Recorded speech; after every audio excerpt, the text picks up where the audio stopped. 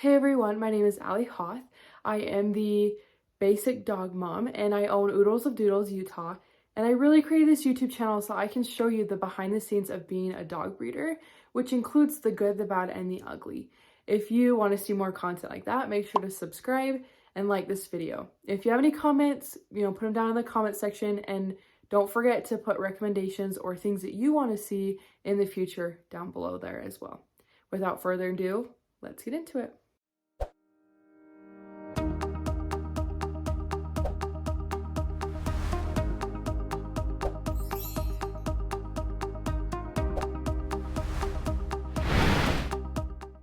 Before I get into this, I really want to give a shout out to Bailey Williams. She's been my cheerleader through this, and being in front of the camera is not my favorite thing, and so this is really hard for me.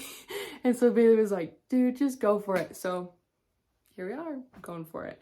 So thank you, Bailey, and make sure to check her out. I'll link her stuff down below. The first question is, any tips for a startup program? So the first tip that I have is research. You need to research everything you can before. One of my breeder friends, her name's Rachel, she's from Riley Standard Poodles. She has done an insane amount of research before she even had puppies, before she even bred her dog. And it was I want to say it was over a year before, which is incredible because she is starting off on the right foot. If I would have done that, my program would have been completely different starting off, which is, it's a really good learning experience, but I wish I would have started more like Rachel rather than the way I started. So research your breed. What breed you want to produce, and also research genetics. Know what genetics you want to produce in your program, certain genes that you want, certain genes you avoid. You want to look into all of that. You also want to look into curriculum, which is how your puppies are going to grow during their first 8 weeks at your program. Whether that is a curriculum based on therapy dogs, which is what kind of mine is, or it's for working dogs, police dogs, whatever it is, or if it's just family dogs. You really need to figure out what kind of curriculum you are wanting to have in your program. You need to purchase the Badass Breeder Guide. That has really helped me because of the community and the knowledge that Jeanette provides in all of her, her books. She has a Teachable in her videos, in her podcast.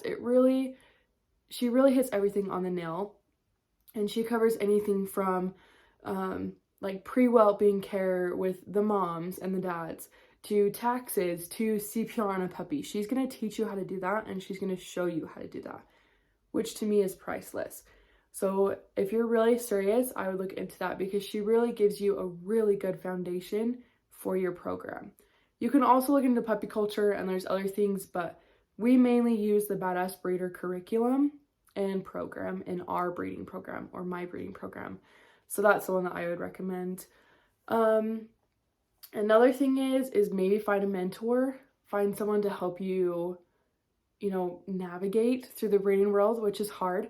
I definitely had a hard time finding one, but once you find a good one, it's once again priceless. It's very priceless. I had a ton of experienced breeders that really helped me, and I owe a lot to them because they helped me not make a lot of mistakes, and they also paved the way. One of them was Salt Lake Goldens. There's Camden Lane. Camden Lane. Janessa let me come to her house for hours one day, and I can't thank her enough. And when I have breeder questions, I always have someone to go to, which is incredible, and I wouldn't replace that for anything, and it's once again priceless. So that's another thing, is find a mentor, find a community, find someone who maybe is breeding the same kind of dogs as you, like Bailey with Rose and Reed Doodles. I call her multiple times a week. When I'm freaking out, I call her. Or Lizzie from Wonderful World Doodles. Like that, find your people, because that is really what helps you through the breeding world, is finding that community, finding those people that really care about you and are there to help you. So that's another thing, find your people.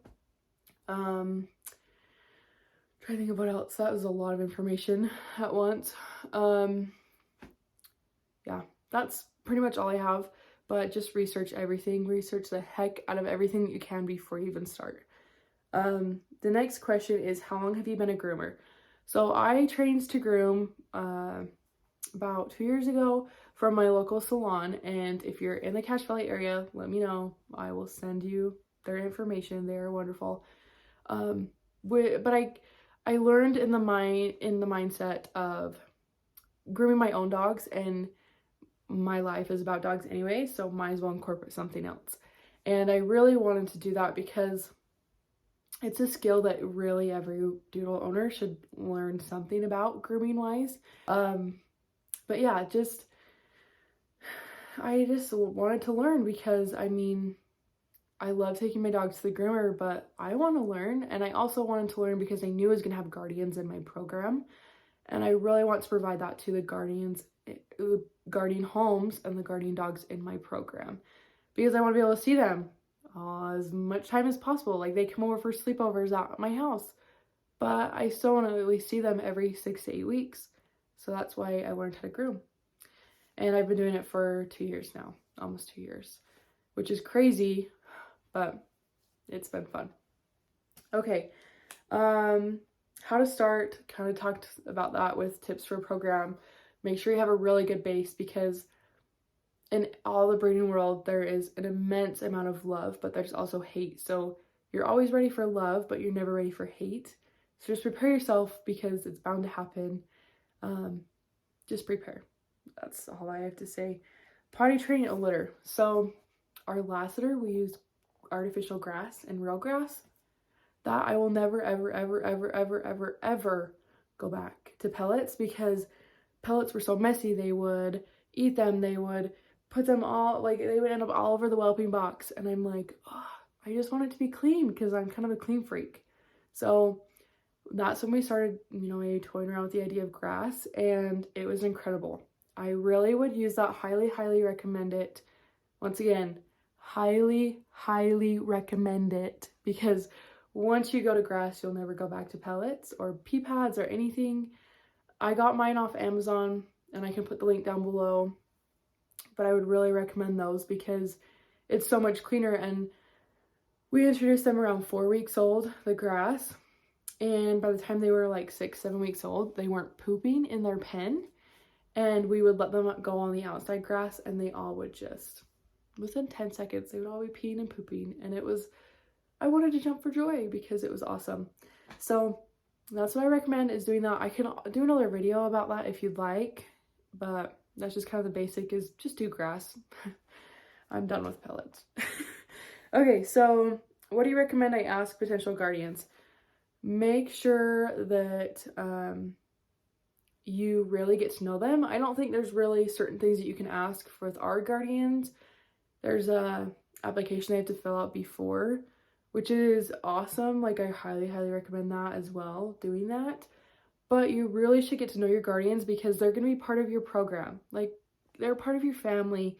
Get to know them and, really care about them. Maybe take them something during the middle of the week just to know that you're thinking about them, and, just really care about them, because caring for someone can go a long way. And I feel like by doing that kind of stuff, by caring for them and, talking to them, saying, hey, hope your day was great, or, just popping in during random times, it really shows that you care about them and that you want that relationship, and that relationship will grow. So it doesn't really matter. I mean, yes, it does matter what you ask them, but just that relationship is really what matters to me. And that's what I recommend having, is just a great relationship with your guardian families. As far as like restrictions for mine has to be an hour, within Logan, Utah, where I'm from. And they have to have a fenced in yard. They have to be like easily to communicate. There's a couple of other things, like I keep them on a certain food that I've tested and done things with. But yeah, so there's just kind of basic things, but really that relationship is really what I recommend. Next question, how do we pick the name of our litters? So every litter's different. We've had Toy Story, we've had Snoopy, we've had our Charlie Brown litter, and really it depends on what the puppies look like. With our last litter, we had the perfect puppy for Snoopy, and he is still named Snoopy, and he's awesome. But the puppy just kind of came out, and we had this black and white party golden doodle, and we're like, okay, but Snoopy, like that's Snoopy. What can we do with that?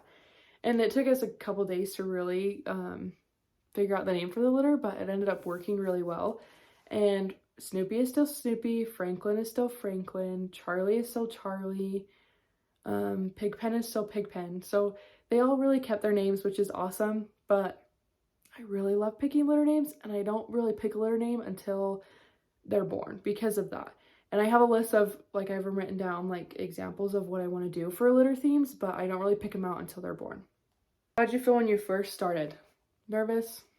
Overwhelmed? Excited? Starting a breeding journey is so many emotions because, like I said, you get so much love and so much hate all at once. And lucky for me, I've really just mostly gotten love from people around me, and like that's just what it is. But it's so worth it. It's so hard working your own program like that. You're basically working 24/7. Like, I'm always doing something, always talking to someone, whether that's on the phone, texting, Instagram, Facebook, messaging, email. Like, you're always doing stuff constantly, which can get overwhelming, but it's so worth it. Yeah, there's a lot of emotions. I was scared, I was worried, I was nervous, all of the above, but it paid off, and it is paying off still to this day, and I wouldn't change it at all. Next question is, what's your preference when it comes to breeding, size, color, markings, etc.? So with my preference, I prefer size-wise between that 20 to 35 pound range because I don't want a huge dog, because I don't love huge dogs, but I also don't want this tiny little pipsqueak that I'm going to step on. So that's why I like the 20 to 35 pound range, because they're still small enough to like snuggle you and go in the car consistently, and they're big enough to go on hikes with you, and they're not huge. So that's kind of the size range. As far as markings, I love a deep red, which is what we're kind of hoping for Hazel's next litter. That's coming up pretty shortly. And I love the deep red with white abstract markings, but I also love a party golden doodle, like Snoopy, the black and white party, so cute. As far as like color-wise, any color, even black ones.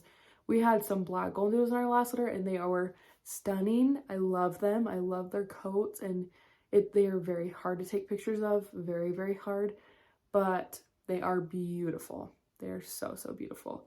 So I'm kind of all over the place, but it's fine. It's fine. Okay, last question. How did me and my husband meet? I met my husband when I was 12.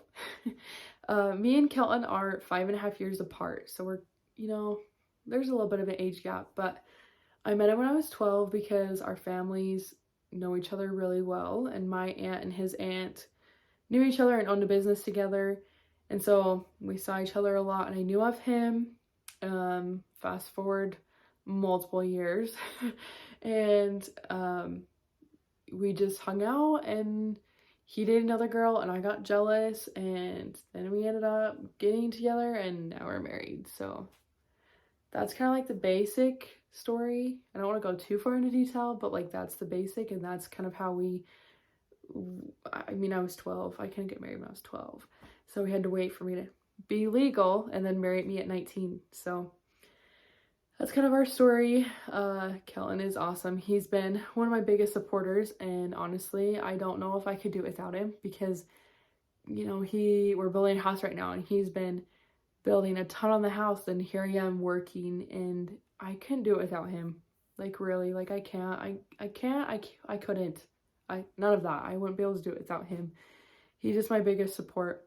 And also my family. Like, I can't thank them all enough for everything that they've done for me, and friends.